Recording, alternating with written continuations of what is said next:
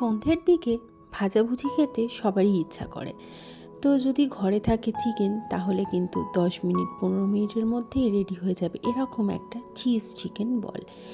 Perfect recipe আমার চ্যানেলে। আমি পারমিতা আর আপনারা দেখছেন দূরে গাড়ি হেসেল। সরাসরি চলে এলাম দুর্গার হেসেলে। আমি এখানে 250 গ্রাম মতো চিকেন নিয়েছি 2 কাঠ সমান আদা, 8-10 কোয়া রসুন আর 2টো কাঁচা লঙ্কা।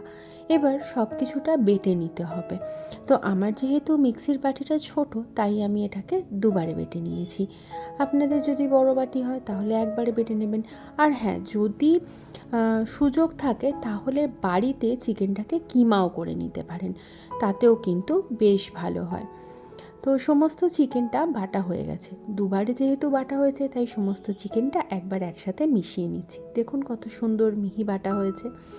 এবার এর সাথে অ্যাড করে দিচ্ছি মরিচ গুঁড়ো, গোলমরিচ মানে কালো মরিচের গুঁড়োই আমি ব্যবহার করেছি, নুন, চিলি ফ্লেক্স আর অরিগ্যানো, সব কিছুটা একবার ভালো করে মিশিয়ে নিচ্ছি। তারপর এখানে 2 চামচ মতো সাদা তেল দিয়ে দেব।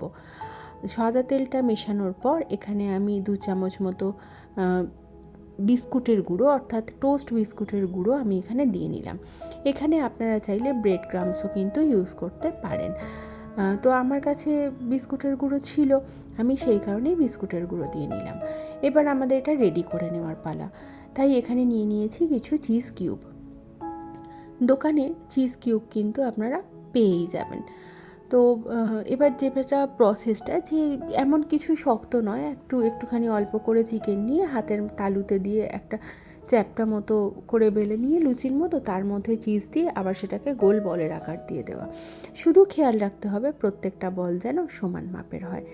এরপর এখানে কোট করার জন্য নিয়েছি বিস্কুটের গুঁড়ো আর নিয়েছি একটা ডিম, সামান্য নুন দিয়ে ফেটিয়ে নিচ্ছি।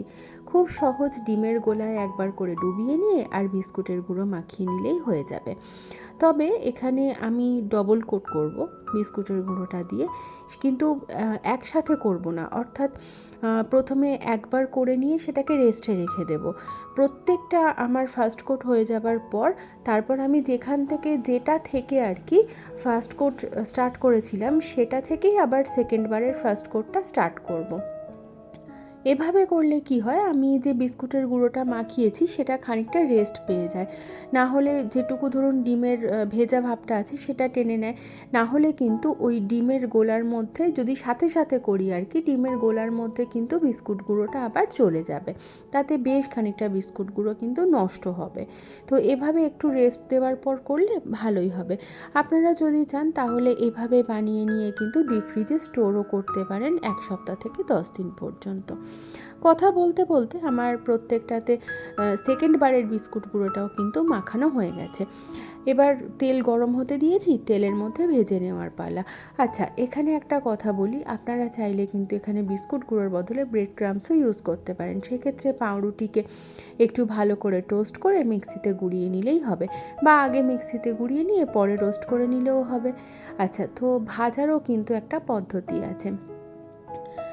এখানে আমি তেলের মধ্যে যখন দিয়েছি তেলটা কিন্তু হাই ফ্লেমে ছিল, কিন্তু তেলের মধ্যে চিজ বলগুলোকে দেওয়ার আগে আমি মিডিয়াম করে দিয়েছিলাম।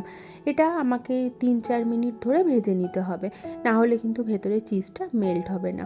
আর যদি মনে হয় যে এখন একবার ভেজে রেখে দেবেন, সার্ভ করার আগে একবার ভেজে নেবেন, সেটাও কিন্তু করতে পারেন।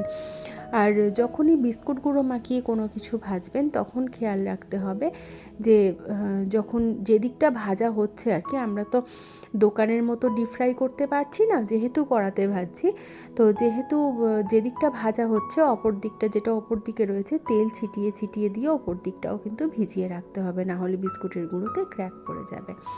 তো কথা বলতে বলতে আমি সমস্ত যে চিজ বলগুলো বানিয়েছিলাম সেগুলোকে ভেজে নিচ্ছি। এরকম চিজ বল খুব তাড়াতাড়ি বানানো হয়ে যায়, তো একদিন বানিয়ে ফেলুন না, আর আমাকে জানান যে কেমন হলো। তো বাড়ির ছোট থেকে বড় সবাই কিন্তু ভীষণ ভালোবাসে আর চটজলদি। তো হঠাৎ করে কিছু খাবো মনে করলে চিকেন থাকলে 15 মিনিটেই কিন্তু রেডি হয়ে যাবে এরম চিজ বল। আমার চ্যানেলটা যদি ভালো লেগে থাকে, আমার রান্না যদি ভালো লেগে থাকে, তাহলে সাবস্ক্রাইব করে পাশে থাকুন। দেখা হবে আবার নতুন ভিডিও নিয়ে। ধন্যবাদ।